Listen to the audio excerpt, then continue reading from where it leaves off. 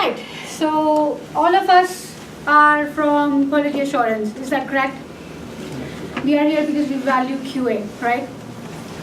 But why? Let's talk about the importance of QA. So these are a few things I'll be covering. This is the master one right here, getting senior management's buy-in. So we are talking about how to set up a brand new QA department in maybe an organization who has limited or no QA understanding or process in place. So getting the senior management's buy-in, that's going to be a big one here. Establishing the QA process suitable for your own company. It's, as I said in the introduction earlier, if you saw the notes on the VanQ meetup site, it's never a one-size-fits-all. I have worked for companies like Microsoft, AT&T, Shaw, and now Plenty of Fish. The industry domains are different, and the way people think about QA and SDLC in a way, it's all very varied. So it's never a one-size-fits-all. What I thought worked for Shaw did not work for Plenty of Fish. So I had to tweak my processes a lot. Then product orientation. Because every product is different, so you have to align a QA process because we are a service provider around that thing. And then again, last but not the least, for me the most important point as a QA manager is people management and people retention. What is QA? I'm going to throw it out. So I want it to be interactive. Maybe you can tell me what is QA in your opinion. I think it's trying to make the best product possible for your users, clients. Yes, that is accurate. How about you? Are you referring to QA as testing or as something bigger than testing? QA is definitely something much bigger than testing. Testing is an activity we perform as a quality control, but quality assurance is something much bigger than that. So what are your thoughts about it? I would say, I would define it as a set of processes which with one aim. To answer the question, are we building what we want to be built and what our customers want to be built? It means that it satisfies the end user. The end user. Yeah. So pretty much the same. We are all working for our end users right here. Although we work for our VPs and product owners and the other different layers in between, of course, for us to be enabled to provide the best possible services to our end user and the experiences. Again, as you mentioned, a systematic process to ensure end product and services meet specifications as per you too. Many organizations have a dedicated QA department, some don't, some just have their developers, QA their own code or their friend's code. It can vary depending on the size of the organization and the kind of the budget that they have. So my next this diagram is about cost of fixing software bugs. So can anybody tell me what's wrong here?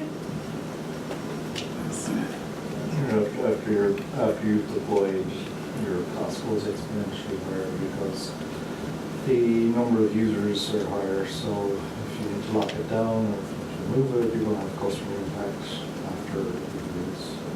So this graph is pretty accurate, right? But there is something definitely wrong here. For waterfall process, but when you have like Agile, it's not exactly the same. It's not. It's absolutely not. Because Agile is very iterative.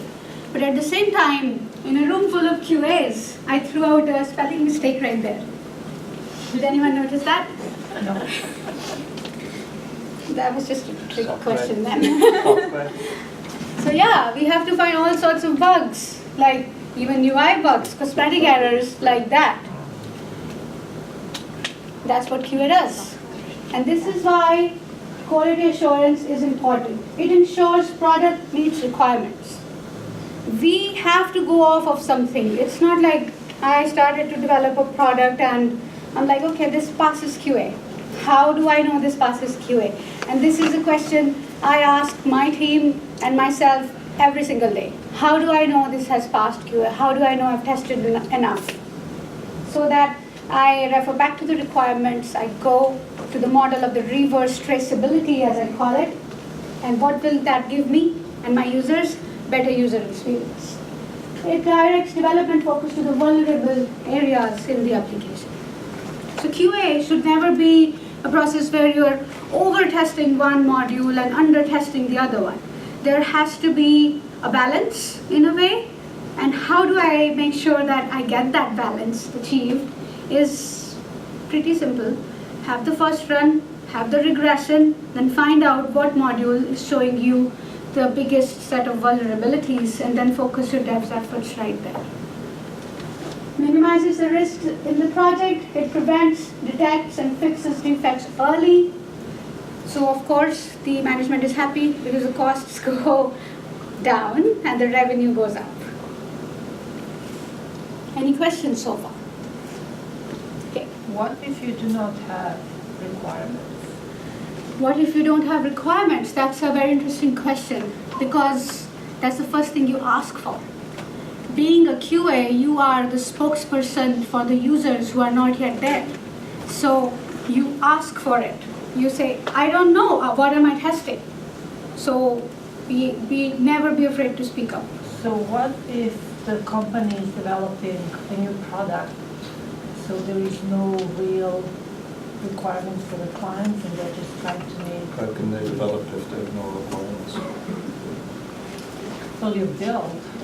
You start with something. You start with something. So that is something where, as a QA and a QA manager, you have to be on the same page and get the buy-in. Say, all right, this is what we're going to be testing under the given circumstances. You cannot say that I don't have a requirement, I'm not going to test it. Do whatever you want to do. No. So if you have something, an end product in your site, but no requirements, you say, based on what I have, these are the test cases I have, and these are the test cycles I'll be running. Are you okay with it? Put the onus back to where it belongs has become my favorite slogan, I would say, over the past 8 months of joining Plenty of Fish. Put the onus where it belongs. This is what I'll be testing. Do you sign off on it? Get their sign off. And then take it from there. If they say, okay, there's another bug there in this iteration, you didn't catch it. It was not in my original test plan that you signed off on. But the end result is still bad. But then that's the process which has to be improved organization-wide. You can't improve just your QA process and not have the support from the other departments. Because we are a service provider, as I said. Sometimes I believe we still can test without requirements. Okay, we will talk about it at the end. Please, let's have a discussion about that bit. So that's a really important one. In my career, I found that getting the senior management to buy in is one of the most challenging tasks. You have a great idea in your head, it looks very good on paper, you've even implemented a proof of concept, but the manager says, no, I don't have money for that. I am not going to entertain your idea. What do you do then? All your, say, weeks of hard work just goes down the drain? Maybe not. Maybe you need a better process to present your idea. I made mistakes, I learned from them, and then I was able to even make a significant change from my experience at Shaw, I would say. They were writing test cases in Excel sheets. And given the size of the organization, and I was there as a senior test lead, and I was asked to manage 10 projects in parallel when the Shaw Blue Sky TV and Internet 150 was getting launched for the Alberta and BC market. So you can imagine the scale. Test cases in Excel sheets is what I had. And I was on a contractual thing there. So what I did was said we should have a test case management tool because this is not sustainable. And how I proceeded about it, this is a brain dump of that. I showed value. took the trial version. Zephyr gives you a trial version, and that's just one tool. Like most of the tools do have trial versions these days. So I took that on and showed them value that this is how your test cases are going to look like. And my dear directors and VPs, this is how with a one-click button, you'll be able to see the runtime progress of your test suites. You don't have to come to me or go to different testers to ask what percentage are we done, and they'll give you a vague number. No, you can go in there, you can see in real time what percentage test cases are executed, passed, failed, in progress, blocked, and why. And you'll be able to catch the bad boys faster. When I say bad boys, I mean bad bugs faster. Like if there's a bug that's blocking around 100 test cases out of a total test suite of 120, you know that's critical to fix, and you should do it yesterday. So that's how the small process gives big visibility to the management. Then you establish ownership and credibility. Okay, this is a process I'm going to roll out, for example, but who is responsible for what? So you need to have that very clear in your head. They might change it, they might shift responsibilities a little bit, but they would know that you came with your homework done. Present your research. Why you think this is going to work? Is it just your imagination, or has it worked for you in the past, or do you know of other case studies? Does it work for example, Amazon? Does it work for Microsoft, Spotify? And yes, those are really evolved companies, but is this process in alignment to yours? If you think this is going to work, why? Present your research. Make a formal case. Write emails, make presentations if need be, if that's the kind of company culture you have. Have one-on-one meetings with the stakeholders. Communicate the need. And this is so important when you go for, say, asking for a resource. By resource, I mean either hardware resource, software resource, or a human resource. You say, I really need a tester. What is the need? You already have like 5 people in your team. Why do you need another body on them? Very common question you get asked when you want to establish a brand new QA department. So you have to be very clear in why you need it in the first place. And I say, okay, I present my case, and this is what I've done with POF as well, and say, yeah, I think we can do A, B, and C activities in addition to what we're doing right now if we have an additional body in the team. They say, okay, so you think you can increase the scope? Of course, I can increase the scope, but at the same time, if one person goes on a vacation or is unwell, there's no fallback option. So I will get that fallback option. So give them examples and convincing arguments like that, depending on what the situation or the need is. Address each layer and role. So why do you need these many people at this layer? What's the role? What's their job responsibility going to be? And what's your process responsibility going to be? And how you're going to roll that out? Most importantly, have a plan. Give them dates. Senior management likes dates, numbers, data. Tell them, I think I will be able to do this by end of October, and then by middle of November, I'll be able to outsource this thing to blah, blah, blah. Have a proper plan with dates in place. They would like that. Okay. So this is kind of an example I came up with. Establish the QA process suitable for your organization. As you see, your is in all caps. It's never a one-size-fits-all. Initially, when I began my QA career, I thought it was. Like whatever worked for Infosys and TCS would work for Microsoft, but it did not, because the entire culture was different. The way they operated was completely different. Learned a lot of things on the go. So say Alexa was hired to be a software QA manager, and this is a situation in front of her. I'm sure many of you can relate. There was no existing process, no budget, no understanding of the QA across organization, test cases scattered around company and people's brains. Say, okay, so my coworker Kevin is here from Plenty of Fish. So I was like, the first week when I joined, I said, how do I test this particular feature on our iOS mobile app? He goes, I don't know, can you ask him? I said, okay. I said, Mr. Him, can you tell me how can I test this? He goes, I don't know, can you go ask Nick? So, I went around, but I didn't get an answer. Why? Because there were no test cases. There was no test process round. Ultimately, I found out how to test that, and I documented it. You've got to lead by example when you're in that position. Bills are hitting her faster than she can keep count of. Bug tracking system, what's that? Never heard of it. So what did she do? What do you think she should do? I think I'm speeding up a little bit. So what do you think Alexa should do? Quit her job. What? Quit her job. Quit her job. Well, no. She was told earlier that she is going to be inheriting a mess. So what does she do? She needs to establish QA frameworks that here in your place. QA frameworks, QA processes, yes. Including the tool selection. Tool selection. Tool selection. Figure Brilliant. out- Yes. Figure out what knowledge is where, get it documented.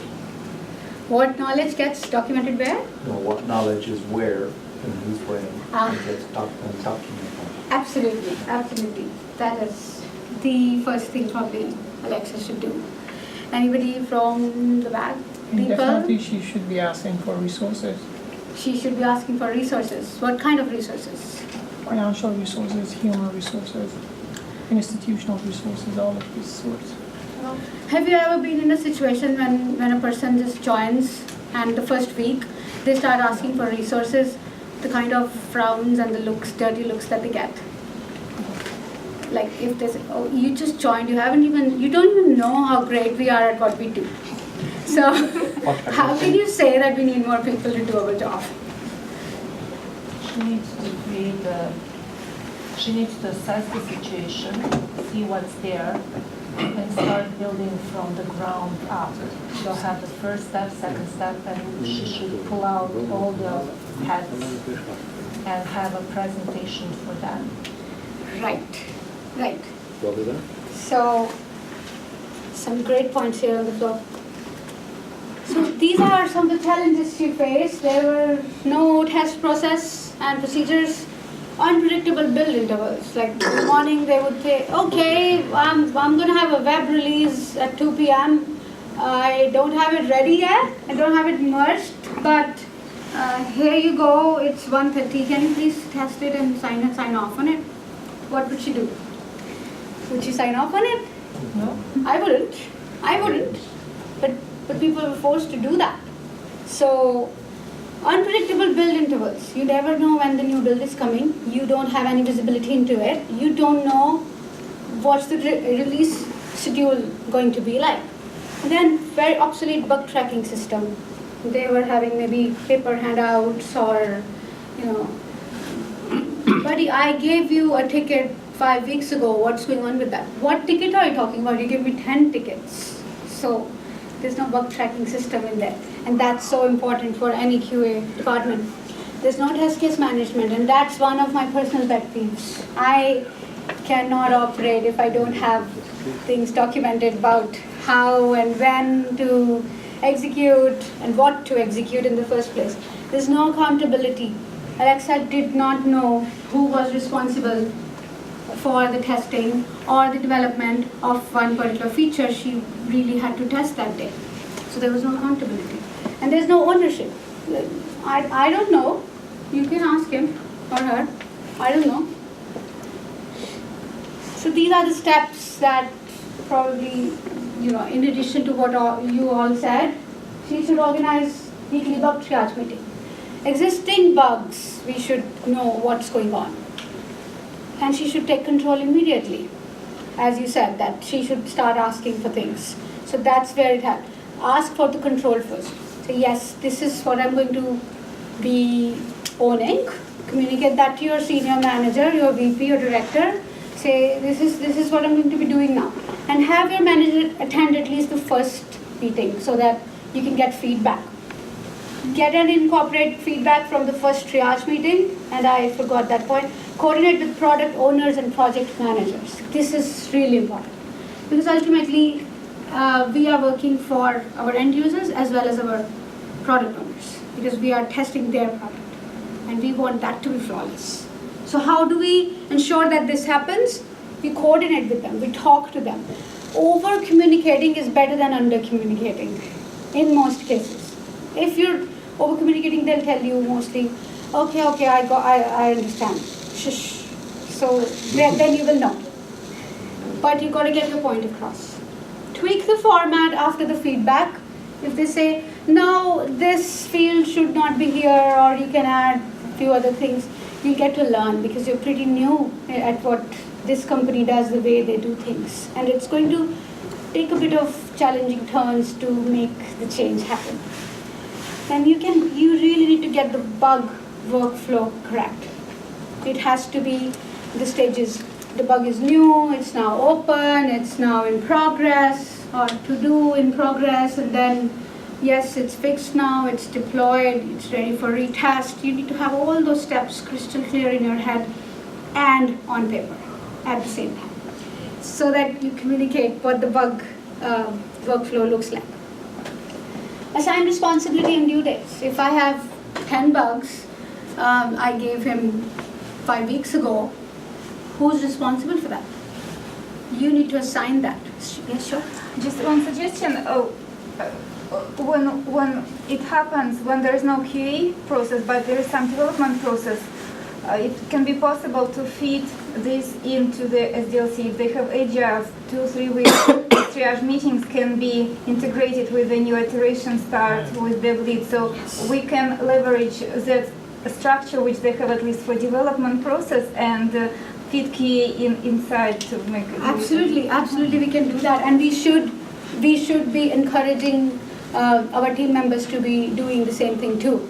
Like, okay, if this is a new sprint starting tomorrow, let's just fix these 5 bugs, and then that way you'll know who's accountable and responsible, and who's committed to fix those bugs for that sprint. Product orientation. Really important part of the 3 Ps. It's like determine the scope. And this is what I've learned by my time at Shaw and POF and Microsoft. So this is really important part, I believe. You've got to determine the scope. They would want you to test everything under the sky. By they, I mean the stakeholders, the CEO of the company. They would want everything to be tested every single time. But is it possible and feasible?